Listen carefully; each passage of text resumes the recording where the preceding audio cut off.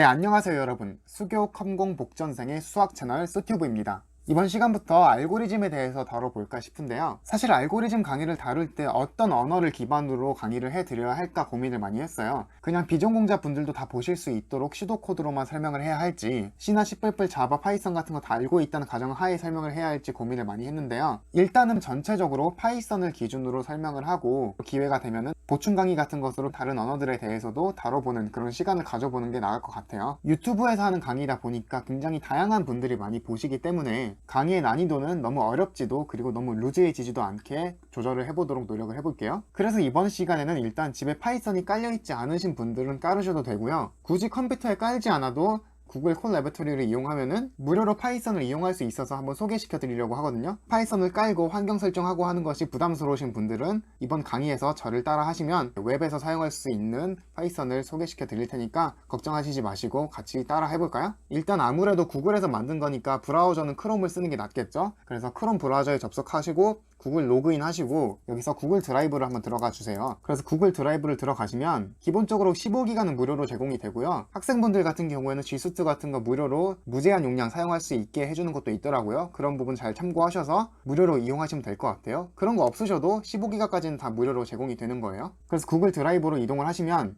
이런 화면이 뜨잖아요. 여기서 새로 만들기를 가셔서 더보기를 가시면 돼요. 그 다음에 여기서 연결할 앱 더보기를 클릭하셔서 여기다 구글 콜라보레토리를 검색하시면 되는데 그냥 콜랩이라고만 검색하셔도 나와요. 그러면 여기 콜라보레토리가 뜨죠. 이것을 다운로드 받으시면 돼요. 이거 설치하는 게 막 복잡하게 컴퓨터에 다운로드 하는 것이 아니라 그냥 크롬에서 부가 기능 사용하듯이 설치를 하는 개념이니까 이렇게 다운로드를 하시면 되는데 이렇게 로그인 하라고 뜨죠. 그래서 여러분들 계정으로 이렇게 로그인을 하셔서 이렇게 설치를 진행해 주시면 됩니다. 그러면 이렇게 앱이 설치가 되고요. 구글 드라이브에 연결했습니다 라는 말이 뜨죠. 그래서 확인 누르시고 완료 누르시고 그리고 마켓플레이스는 X 누르시고 그러면 이제 다시 새로 만들기 가셔서 더보기 가셔서 구글 콜라보레토리가 제대로 설치가 됐다면 이렇게 뜰 거예요.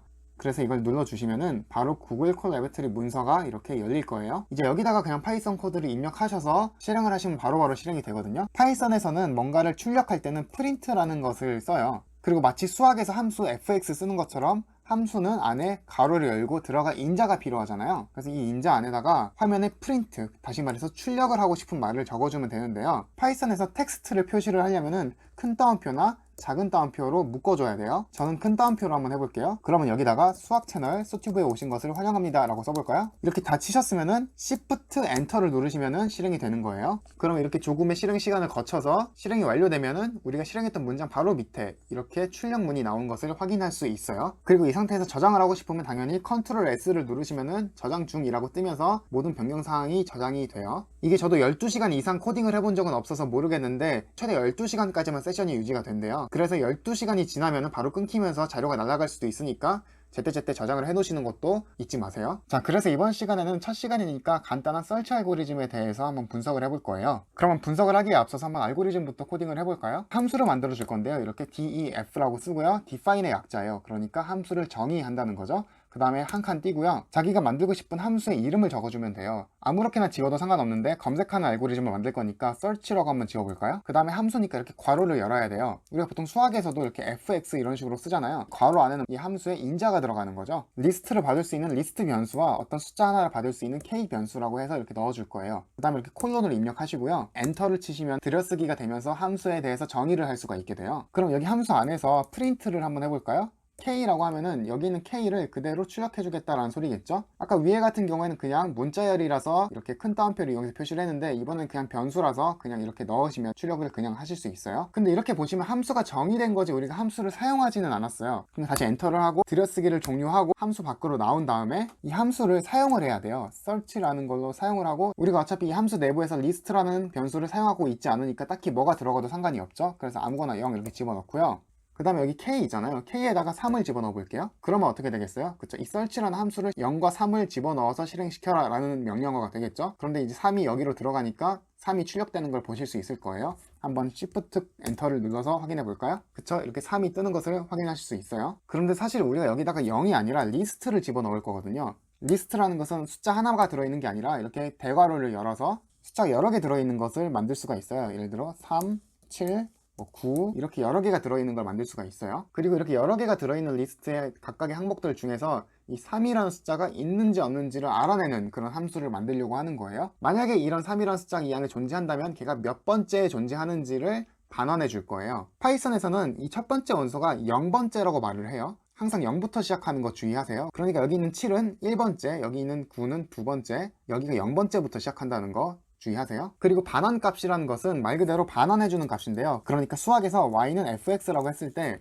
이 fx를 통해서 결국에 결과적으로 나오는 이 y라는 값 있죠. 이게 반환값이라는 거예요. 그래서 우리가 이 search 함수의 반환값을 결과인 result라는 변수에다가 담아 볼 거예요. 여기서 는이라는 것은 두 개가 같다라는 뜻이 아니고요. 이쪽 오른쪽에 나온 결과값을 왼쪽에다가 대입하겠다라는 의미예요. 그리고 그렇게 나온 리절트라는 것을 한번 그대로 출력을 해줘 볼게요. 이런 식으로 코드를 구성할 거고요. 여기서 어차피 출력을 하고 있으니까 함수 안에서는 프린트를 할 필요가 없겠죠. 그리고 이제 이 함수 안에서 이 숫자 k가 몇 번째 있는지 찾는 코드를 작성해 볼 건데요. for이라는 키워드를 사용할 거예요. 반복을 하겠다는 의미거든요. 그래서 for i in list 이런 식으로 쓰면요, 이 리스트 안에 들어있는 것들을 하나씩 꺼내서 반복을 하겠다라는 소리예요. 그래서 콜론 입력하고 엔터를 치면 이렇게 들여쓰기가 되면서 폴문 안쪽으로 들어올 수가 있는데요.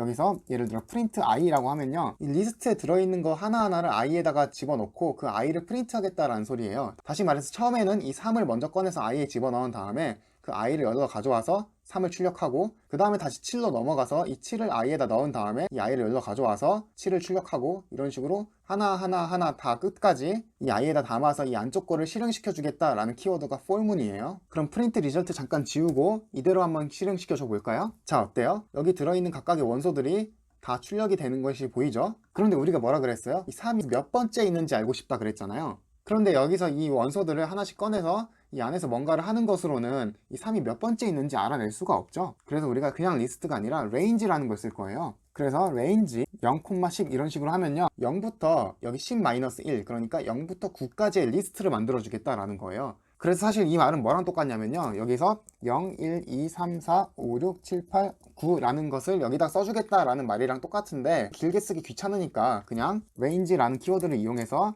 0부터 10이라고 쓰면은 0부터 시작해서 여기 있는 숫자 -1까지, 그러니까 0부터 9까지 리스트를 만들어 주겠다라는 의미예요. 그런데 우린 여기 있는 리스트의 길이라는 것은 여기 있는 원소가 몇 개가 들어있느냐라는 뜻이에요. 여기는 5개가 들어있으니까 이 리스트의 길이는 5가 될 거예요. 그런데 우리가 이 for문을 총 5번을 반복해야 돼요. 그런데 우리가 여기다가 만약에 다른 숫자 8 이렇게 더 추가를 하면은 또 코드를 바꿔야 되니까 여기서 이것의 길이인 length를 알아볼 거예요.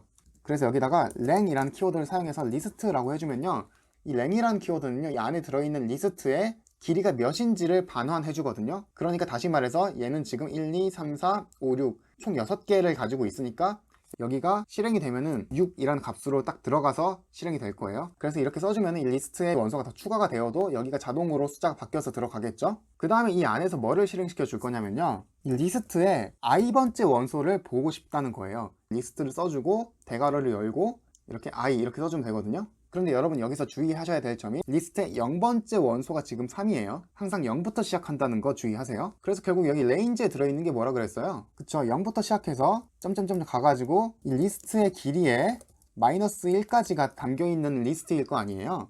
이런 식으로요. 그럼 여기 있는 거 하나하나 빼와서 여기 i에다 넣어주는 거니까 이렇게 리스트 i라고 해주면요, 결국엔 여기 있는 모든 원소에 대해서 접근을 할 수 있겠죠. 그래서 이런 식으로 해준다는 거예요. 그래서 이 모든 원소에 대해서 이 k라는 값, 결국엔 여기선 3이죠. 이 3이 이 안에 있냐 없냐를 따져봐야 되니까 조건문을 써야겠죠. 그래서 if를 써주고요. 만약에 이 리스트 i번째 있는 애가 우리가 입력한 이 k랑 값이 같다면 어떻게 해줘야겠어요?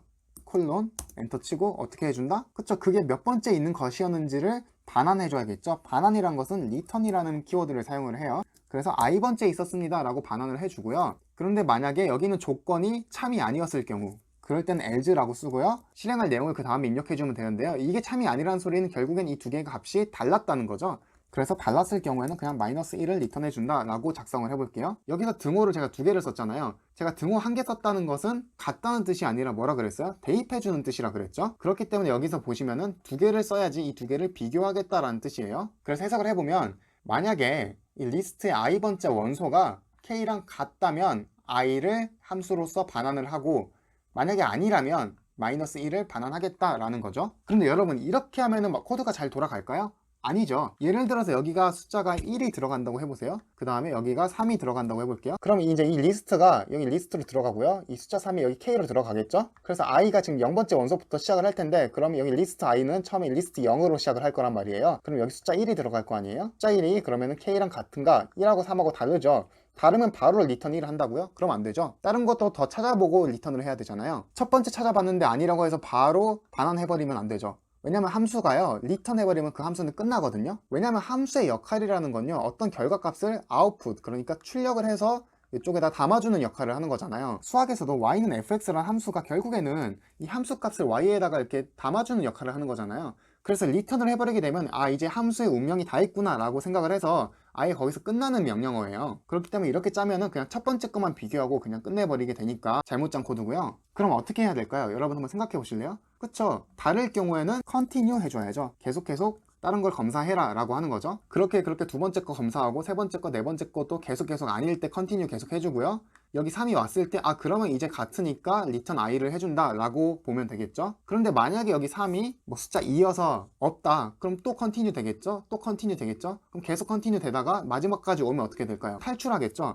이제 포문이 끝났습니다 라는 거죠. 그럼 이 끝날 때까지 리턴이 안 됐으면 그건 무슨 소리예요? 그쵸? 못 찾았다는 거죠. 이 안에 없다는 거예요. 그래서 여기서 이제 리턴 마이너스 1을 해주면 되는 거예요. 바깥쪽에서요. 바깥쪽이라는 것은 들여쓰기 돼가지고 이 안쪽이 지금 포문의 안쪽이고요. 끝난 다음에 이쪽에서 리턴을 마이너스 1을 해주겠다라는 거예요. 그럼 이제 그렇게 나온 결과값을 이 리절트에다 저장을 하고 그 다음에 출력을 해봐야겠죠. 출력을 안 하면 우리 눈에 보이지가 않아요. 그래서 프린트 리절트 이렇게 해주면 되겠죠. 실행을 해줘 볼까요? Shift 엔터를 누르시면 돼요. 어때요? 마이너스 1이 나오죠? 무슨 뜻이에요? 이 안에는 3이라는 변수가 없다라는 거죠. 그러면 여기다가 3이라고 한번 해볼까요? 다시 Shift 엔터 쳐볼게요. 어때요? 2라고 나오죠? 이게 무슨 뜻이에요? 3이라는 변수가 0, 1, 2번째에 있다라는 거죠.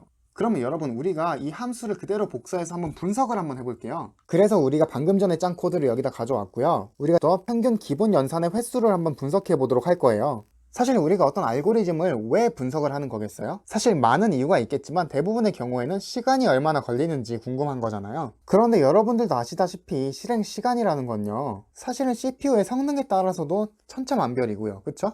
심지어 같은 CPU라고 할지라도 현재 온도에 따라서도 많이 영향을 받죠. 그래서 우리가 막 쿨러 같은 거 설치해서 식히잖아요, CPU를. 그리고 이런 물리적인 영향뿐만 아니라 사실은 어떤 연산인지에 따라서도 시간이 다르겠죠. 예를 들어서 덧셈을 할 때랑 곱셈을 할 때랑 당연히 시간이 좀 차이가 날 수는 있을 것 같아요. 그쵸? 심지어 같은 덧셈이라고 할지라도 100만을 더하는 거하고 1을 더하는 거하고는 어느 정도 차이가 날 것 같기는 해요. 그쵸? 심지어 그걸 넘어서 같은 숫자를 더하는 거라고 할지라도요, 내가 10분 전에 CPU한테 명령을 해서 1을 더한 거랑 지금 1을 더하라고 명령을 하는 거랑 당연히 엄연히 따지자면 시간이 다를 수가 있어요. 10분 전하고 지금하고 온도가 차이가 날 수도 있고 어떤 여러 가지 이유들이 있어서 시간을 정확하게 얘기한다는 것은 사실상 거의 불가능하죠. 변수가 너무 많다는 얘기예요. 그렇기 때문에 우리가 이런 걸 일일이 계산하기가 번거로우니까 시간을 측정하지 말고 어떤 연산이 일어난 횟수를 측정해보자 라는 거예요. 예를 들어서 여기서는 비교를 몇 번이나 했느냐, 비교 연산을 한번 세보자. 그렇게 된다면 얘랑 비슷한데 또 다른 알고리즘이 있을 수도 있잖아요. 그럼 여기서 비교 연산이 몇 번 일어나는지, 그리고 여기서 비교 연산이 몇 번 일어나는지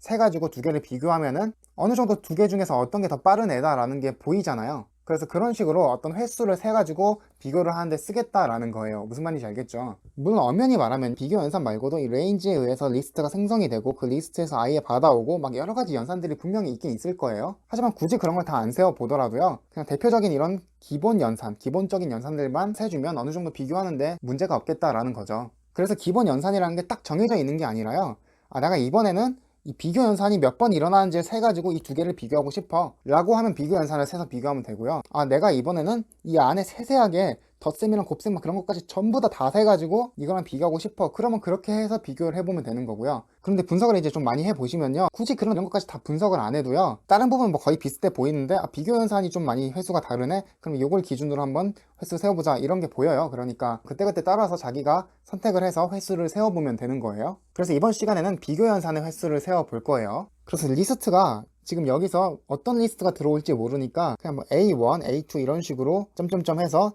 n개의 원소가 들어있는 리스트가 있었다고 해보죠.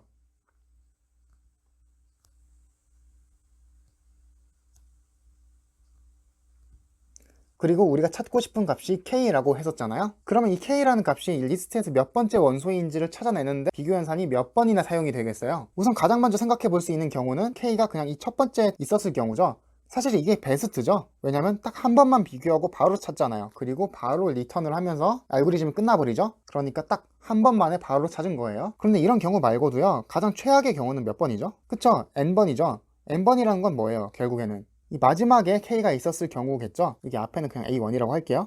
그런데 마지막에 K가 있었을 경우 말고 또 다른 경우도 N번이 걸리는 경우가 있어요. 어떤 경우 같아요? 눈치 빠르신 분들은 알아채셨을 수도 있는데, 여기에 K가 존재하지 않는 경우도요, 총 N번을 세게 되죠. 그 다음에 마이너스 1을 리턴하는 거잖아요. 그래서 N번을 다 비교해 봤더니 그래도 없으니까 폴문을 벗어나서 리턴 마이너스 1을 한다, 이래버리니까 없는 경우도 N번을 세는 거죠.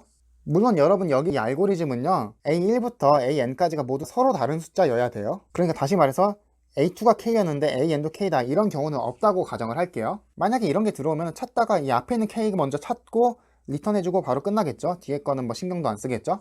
그래서 그냥 애초에 서로 다른 숫자의 리스트만을 인자로 받는다라고 가정을 할게요. 그럼 찾는 게 성공했을 경우로 한번 볼까요? 성공했을 경우라는 건 뭐죠? 그쵸? K가 그냥 바로 이 첫 번째 있었을 경우가 있죠. 첫 번째에서 찾았을 경우, 그럴 경우에는 비교 연산이 한 번만 일어나죠. 한 번 비교하고 바로 찾고 끝이니까요. 그럼 K가 첫 번째가 아니라 두 번째 있을 경우가 있겠죠. 그럴 경우에는 뭐 당연히 두 번 비교하고 끝나겠죠. 그런 식으로 점점점 해서 마지막 번째 있었을 경우에는 비교 연산의 횟수가 총 N번 일어나겠죠. 그럼 이것을 좀 평균을 내보는 게 좋겠죠. 그래서 1부터 N까지 다 더하면 당연히 뭐예요? 2분의 N, N 플러스 1이잖아요. 무슨 말 하는지 알죠? 이거 시그마 말하는 거예요. i는 1부터 n까지 이걸 다 더한다는 거예요. 그 다음에 그리고 이거 다 더한 것을 평균을 내려면 몇을 나눠줘야 돼요? 그쵸? 총 n가지의 경우의 수가 있었으니까 n분의 1을 나눠주면은 이 성공했을 때 평균적으로 얼마 정도 걸린다고 할 수가 있어요. 그쵸? 평균적으로 2분의 n 플러스 1번의 비교 연산이 일어난다, 이렇게 말할 수가 있겠죠? 그럼 실패하는 경우는 뭐죠? 실패하는 경우는 뭐 말할 것도 없죠? 그냥 n번이죠. 이 안에 그냥 k가 없었을 경우에는 무조건 실패는 총 n번을 비교해보고 없으면 마이너스 1 리턴, 이러니까 뭐 이렇게 경우를 나눌 필요도 없이 실패는 무조건 그냥 n번 걸린다. 그래서 평균적으로 n번의 비교 연산이 일어난다 라고 할 수 있겠죠. 그래서 이 알고리즘의 average, A라고 할게요. 평균적인 비교 연산의 횟수를 세워볼 건데, 성공했을 경우, success일 경우에는 이 리스트의 길이가 n이었을 경우에 평균적으로 2분의 n 플러스 1번의 비교 연산이 일어난다 라는 거고요. 실패했을 경우에는 뭐예요? fail. 리스트의 길이가 n이었을 경우에 그냥 n번이 일어난다 라는 거죠. 그래서 두 개를 합쳐서 그냥 평균적으로 볼 때 이 알고리즘의 평균적인 비교 연산의 횟수는요, 성공할 확률을 Q라고 하면은 Q 곱하기 2분의 n 플러스 1 더하기 실패할 확률은 뭐겠어요? 1-Q죠. 성공 아니면 실패 둘 중 하나니까 두 개를 더해서 확률 100% 1이 나와야 되니까 1-Q라고 해준 거고요. 여기다가 이렇게 곱해주면 평균적인 이런 횟수를 셀 수가 있겠죠. 물론 여기서 그냥 A라고 하는 게 아니라 AN이라고 해야겠죠. 리스트의 사이즈는 N이라고 가정을 해야 되는 거니까요. 그리고 여러분, 물론 그런 경우가 있진 않겠지만 만약에 또 새로운 알고리즘이 존재해서 우리가 방금 전에 살펴봤었던 알고리즘이랑 거의 비슷한 알고리즘인데 얘는 이것의 평균을 구해봤더니 그냥 1이 나왔다면 어떻게 될까요? 그럼 엄청난 거죠. 사실 리스트의 개수가 10개든 100개든 1000만 개든 상관이 없이 얘는 그 결과값을 도출해내는데 비교 연산을 딱 한 개밖에 사용을 안 한다. 엄청 빠른 거죠 사실. 그쵸? 그래서 이런 식으로 기본 연산의 횟수를 세어보면요, 어떤 알고리즘이 더 빠른가, 더 효율적인가를 이렇게 한눈에 좀 확인을 할 수 있는 여지가 생긴다는 거예요. 그래서 우리가 이렇게 분석을 하는 거예요. 그래서 이번 시간에는 이렇게 평균적인 기본 연산의 횟수를 세는 것까지 알아봤고요.